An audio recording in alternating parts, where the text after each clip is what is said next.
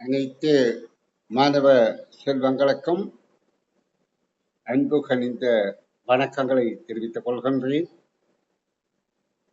குழந்தைகளை நீங்கள் இப்ப கற்பதற்கு ஆரம்பித்திருக்கிறீர்கள். இது மிகவும் பாராட்டத்தக்க ஒரு செயல்.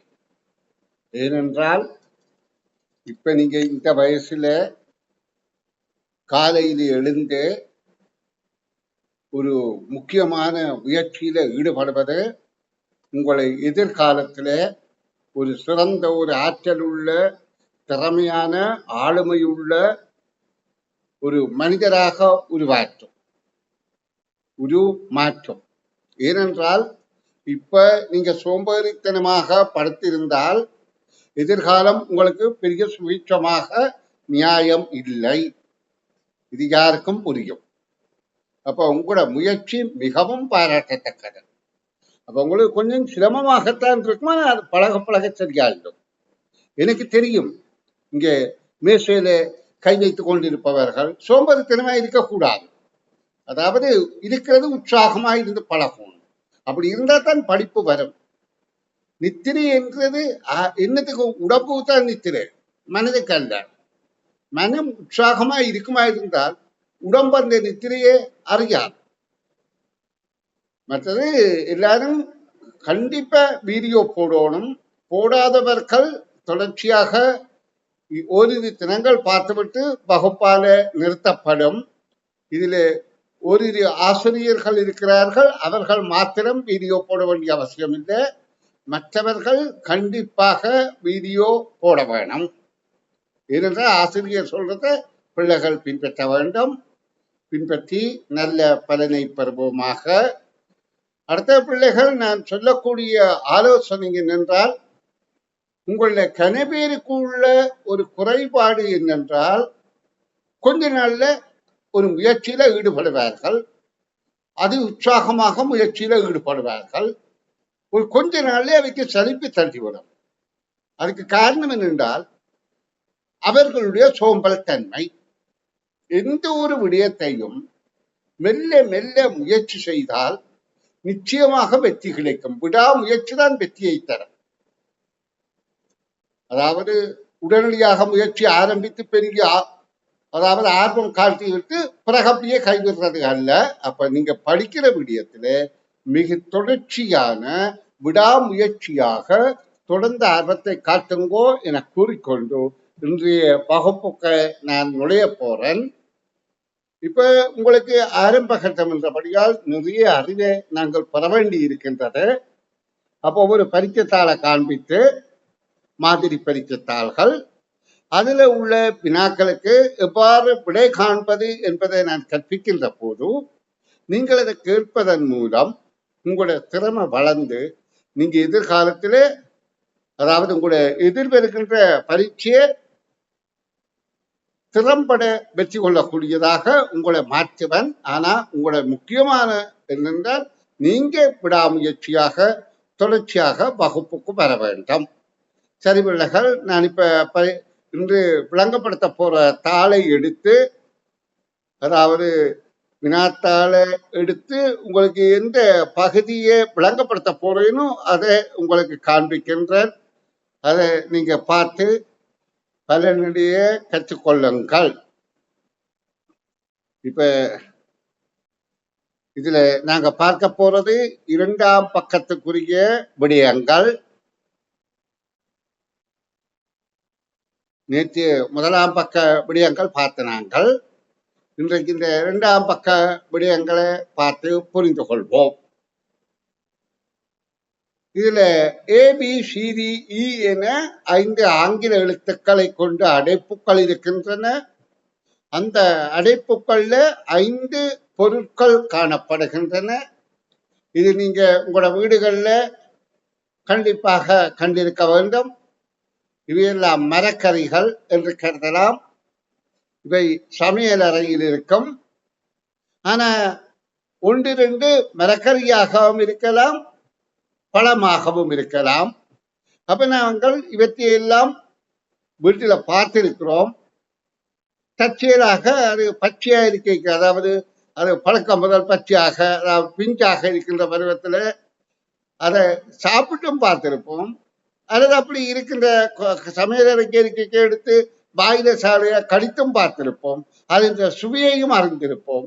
அதை ஒரு பதப்படுத்தி இன்னொரு பொருளாக மாற்றிய பிறகு கறியாக மாற்றிய பிறகு அதை சாப்பிட்டு பார்த்திருக்கிறோம். அப்ப இதுக்கு ஒவ்வொன்றுக்கும் ஒவ்வொரு வகையான சுவை இருக்கும். அதான் கிடையாது, நாக்கில தெரியும். அப்ப நாங்க இந்த பொருட்களுக்கு இவை உணவு வகை. உணவு வகையில 2 வகையான உணவாக இருக்கின்றது.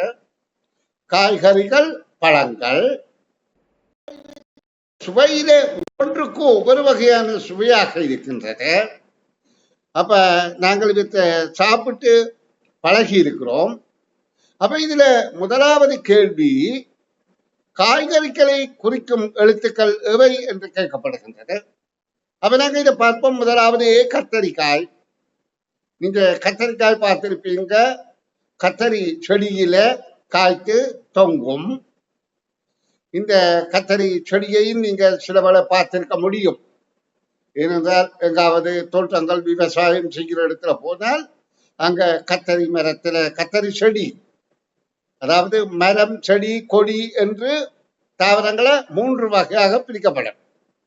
மரம் என்றால் உயரமாக நல்ல பருமனாக வளரக்கூடியது. செடி என்றால் மரத்தை போல இருக்கும், ஆனால் சிறிதாக இருக்கும். அதாவது மரத்தை போலதான் செடி என்பதும், ஆனால் சிறிதாக இருக்கும். கொடி என்பது, செடி என்பதும் மரத்தை போல. செடியில என்ன வித்தியாசம் என்றால் முறிக்கக்கூடியதாக இருக்கும். கொடியும் தண்டு. மரத்தை முறிக்க முடியாது. மரத்துல கிளைகளுடைய மரம், கிளைகள் அற்ற மரம் ஒன்று இருக்கும்.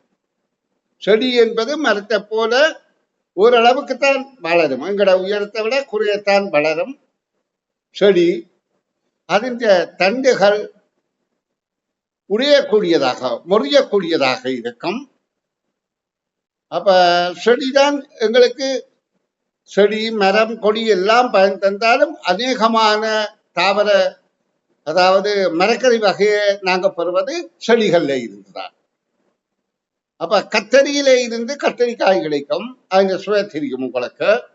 அடுத்தது வாழைக்காயாகவும் இருக்கலாம், வாழைப்பழமாகவும் இருக்கலாம். வாழைக்காயா இருக்க அதனுடைய தோல் பச்சையாக இருக்கும்.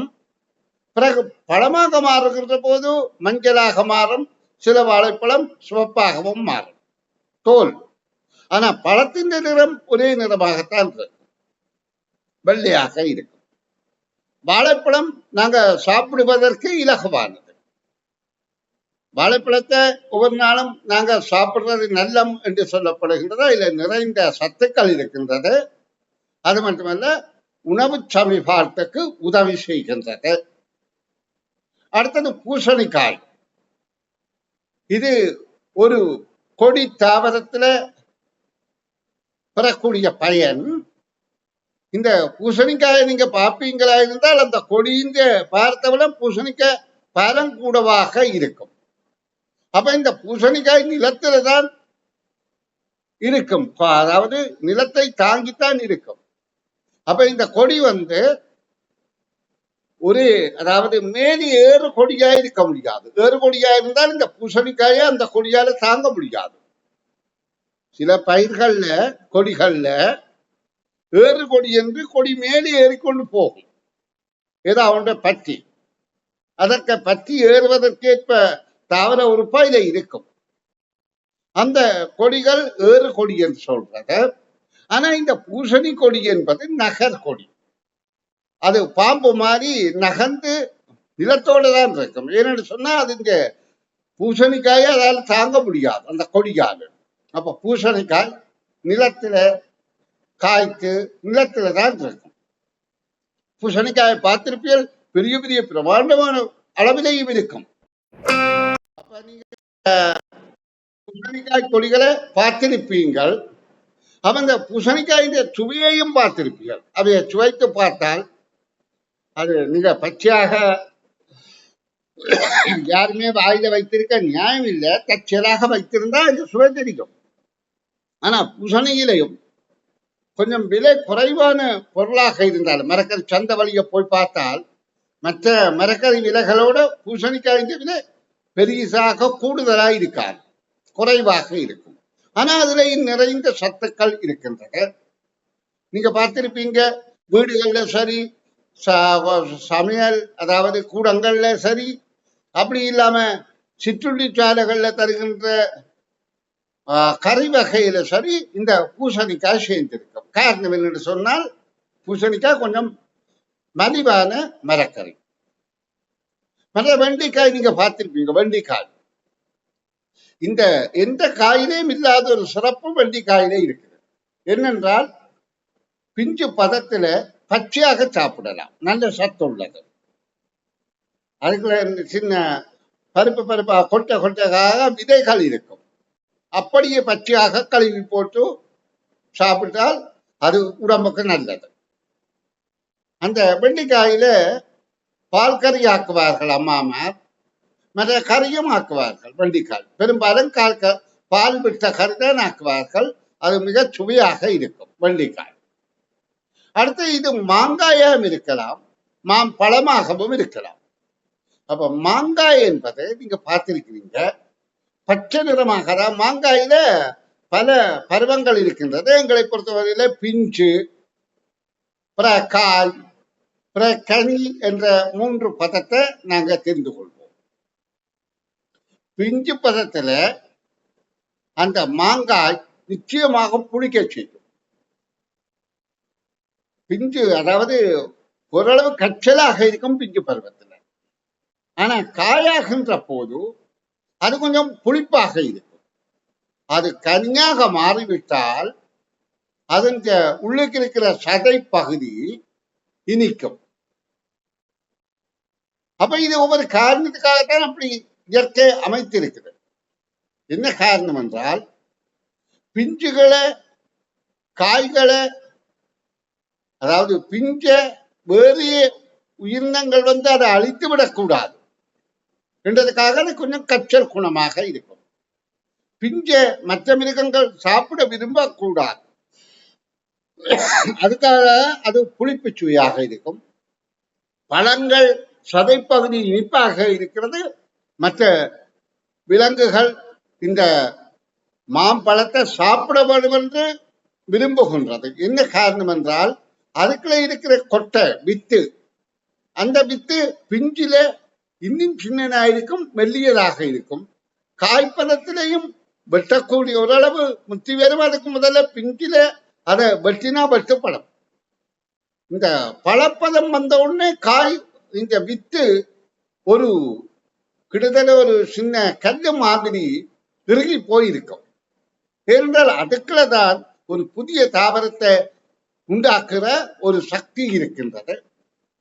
அப்ப இந்த புதிய தாவரம் உண்டாக்குகிற வித்து மரத்துக்கு கீழே விழுந்து முளைக்காமல் தூரவ விலகி சென்று இடம்பெயர்ந்து முளைக்கிறதுக்காக அந்த சதை பகுதி உதவி செய்கிறது. அந்த சதை பகுதி சுவையாக இருக்க சில பிராணிகள் விலங்குகள் அதை சாப்பிடுவதால அதை இழுத்து கொண்டு போய் சாப்பிட்டு தூரத்துல அந்த வித்தை போட்டு போகும், அந்த வித்தை முளைக்கும். அத பரம்பல் என்று சொல்றது, வித்துக்களின் பரம்பல். அன்பு குழந்தைகளே, நான் கதைக்கிறது கொஞ்சம் உங்களுக்கு சிரமம் மாறி இருக்கலாம். ஆனா இப்படி கேட்டு பழகினால் உங்களுக்கு படிப்புத்தானே வந்துடும். நீங்க இதுல கவனிக்க வேண்டியது, அதாவது ஆசிரியர் கதைக்கிறத கேட்டு புரிந்து கொள்ள பழகுங்கோ.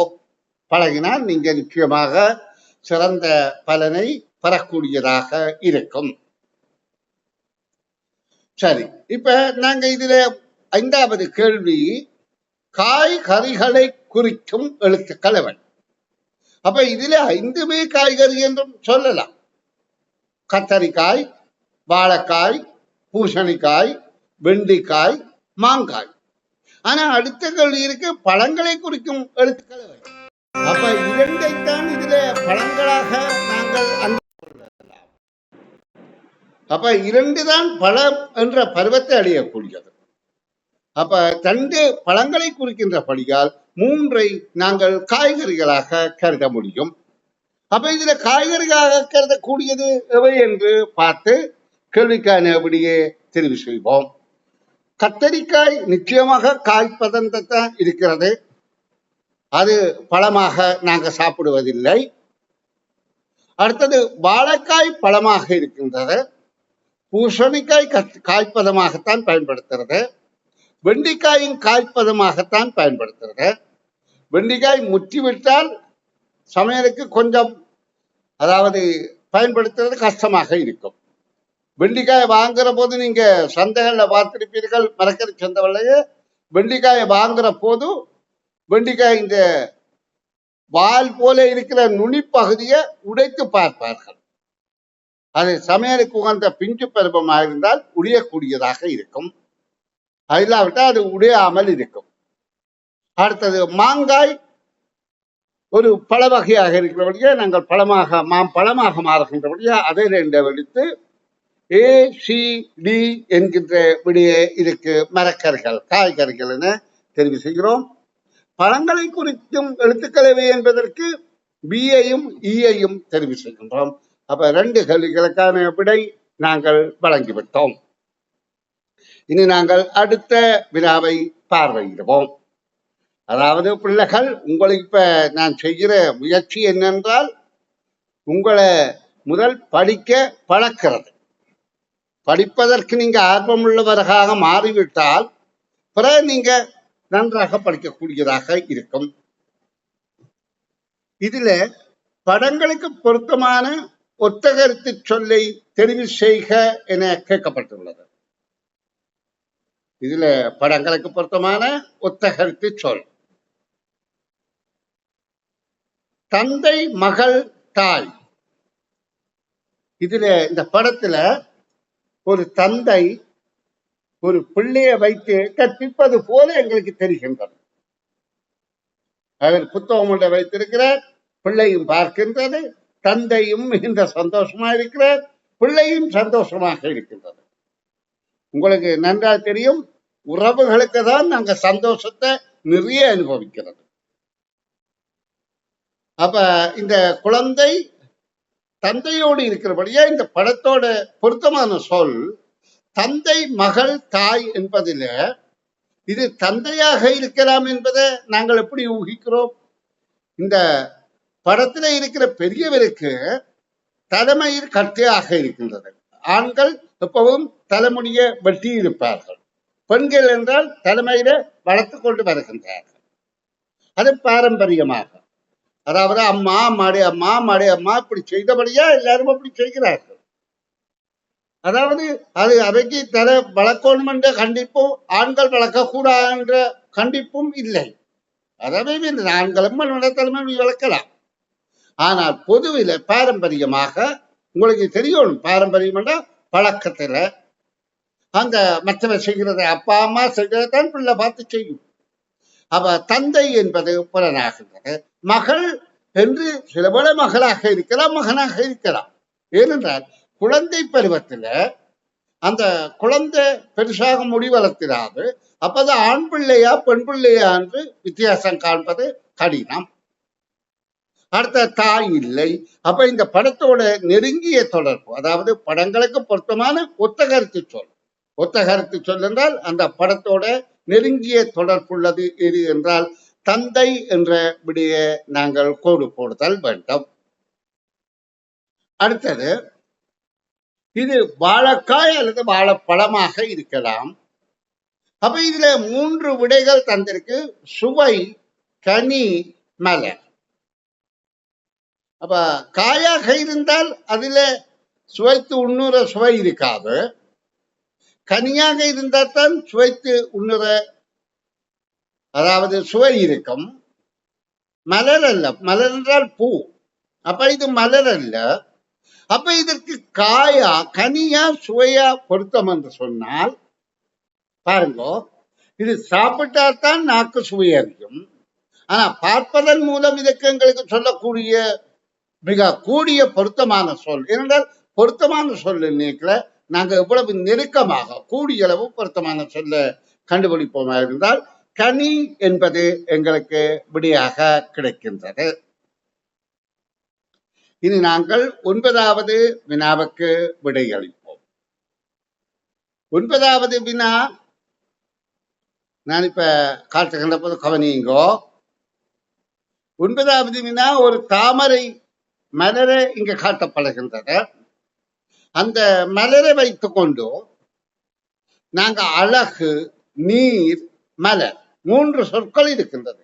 நிச்சயமாக 3 சொல்லும் இந்த தாமரை மலரோட தொடர்புடையது தான். தாமரை மலர் மலர்ந்தால் பார்ப்பதற்கு அழகாக இருக்கும். அது நீருக்கு மேலதான் காணப்படும். அதாவது அந்த தாமரை இந்த வேர்கள் நீருக்கு கீழே இந்த தரையில ஊன்றி இருந்தாலும் அது நீருக்கால வந்து காம்பு பகுதிகள் பூக்கள் மேலதான் மலரும். சூரிய ஒளியை பார்த்து வெளியில தான் பூ மலரும். அப்ப அது நீர்ல இருக்கக்கூடியது, அழகானது, பார்ப்பதற்கு கவர்ச்சியாக இருப்பது, அது மலர் என்று சொல்லப்படுகின்றது. அப்ப இதுல எது மிக பொருத்தமான சொல்லு பார்க்கணும். 3ம் இதுக்கு பொருத்தம் என்றாலும் இதுல கூடிய பொருத்தம் எது என்றால் மலர் என்பதுதான். இது அழகு என்பது அதனுடைய ஒரு குணம், நீர் என்பது அது தாங்கி இருக்கிற இடம். ஆனா இதற்கு முக்கியமான பேராக இது எந்த வகையில சேர்கின்றது என்றால் மலர் என்ற வகையிலே சேருகின்றது என்பதை நீங்க புரிந்து கொள்ளுங்கள். அப்ப இந்த கேள்விக்கு நாங்கள் விடையளிக்கிற போது மலர் என்ற சொல்லுக்கு கோடு போடுதல் வேண்டும். இனி நாங்க அடுத்த வினாவுக்கு போவோம். எழுத்துக்களை ஒழுங்குபடுத்தி சொல் ஆக்குவோம். நாங்க படித்திருக்கிறோம் பிள்ளைகள், எழுத்துக்கள் என்பது ஒரு குறியீடுகள், ஒரு வடிவங்கள், அதாவது குறியீடு, கோடுகள், அதாவது வளைந்த கோடு, நேர்கோடு அல்லது வட்டம், அப்படியான உள்ளதான் எழுத்துக்கள். இந்த குறியீடுகள், இந்த குறியீடுகள்ல அதாவது இது எப்ப வந்தது? எங்கட மூதாதையர் இந்த எழுத்துக்களை வடிவமைத்து இந்த குறியீடுகளை தங்களோட பேசின விடயங்களை எழுத்தாக பாவனையில பயன்படுத்தினார்கள். அது பிறகு மக்கள் அறிவுள்ளவர்களாக மாறுவதற்கு, அவை இந்த பகுத்தறிவை பரப்புவதற்கு மிகுந்த துணியாக மாறி இன்று மிக உதவி செய்கின்றது. இந்த குறியீடுகள் எழுத்துக்களாகிறது.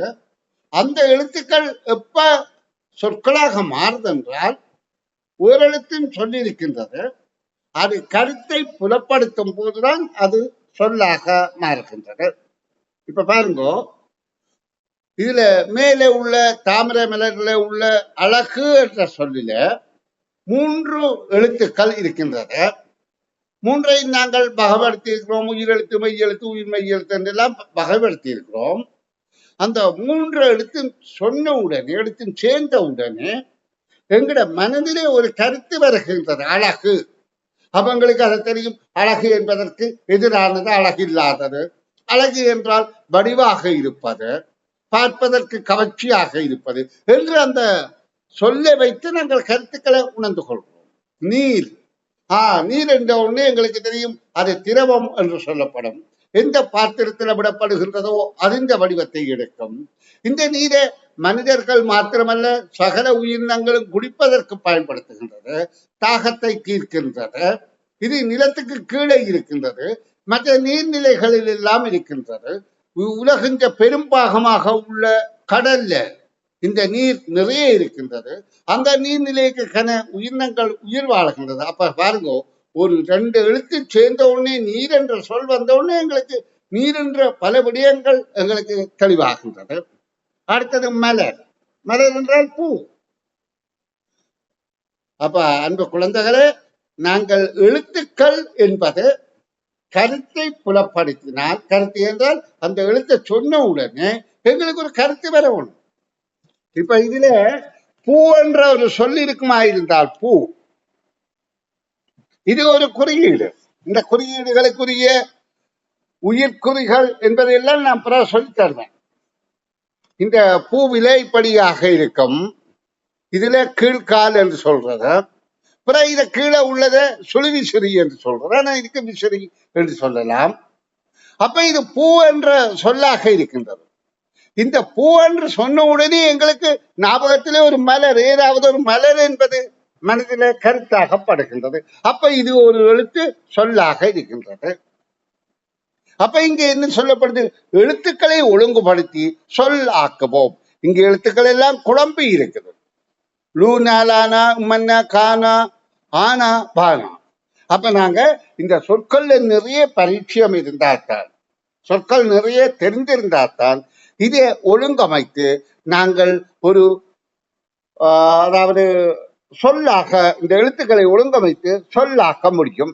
ஆனா இங்க தரப்பட்ட விடைகள்ல நாங்கள் பார்த்து பொருந்துமாண்டு பார்த்தால் முதலுதவி என்பது அதுவும் 5 எழுத்துத்தான். ஆனா இங்க 2 4 6 எழுத்து இருக்குது. அப்ப இது பொருந்தாது. அது மட்டுமல்ல, முதலுதவி என்ற இடத்துல மூணா இருக்கின்றது எழுத்து. இங்க மூணா இல்ல, தானா இல்ல, லூனா இருக்குது, தானா இல்ல, வீணா இல்ல. அப்போ ஒரே ஒரு எழுத்து தான் இருக்கு. அப்ப இது பொருந்தாது.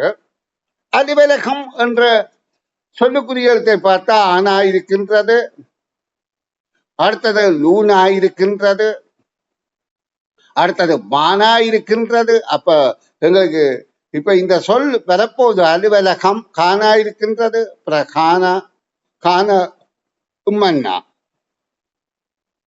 அப்ப அலுவலகம் என்ற சொல் இந்த எழுத்துக்களை இணைப்பதன் மூலம் உருவாகின்றது. அகலம் உருவாகுதான் பார்ப்போம். அகலம், அகலம், ஆனா கானா லானா உம்மன்னா. அப்ப நீங்க இப்ப இதுவும் பொருந்துவதானே என்று சொல்லலாம் தானே, ஆனா கானா லானா உம்மன்னா. ஆனா இங்க என்ன வினாவில கேட்கப்படுது?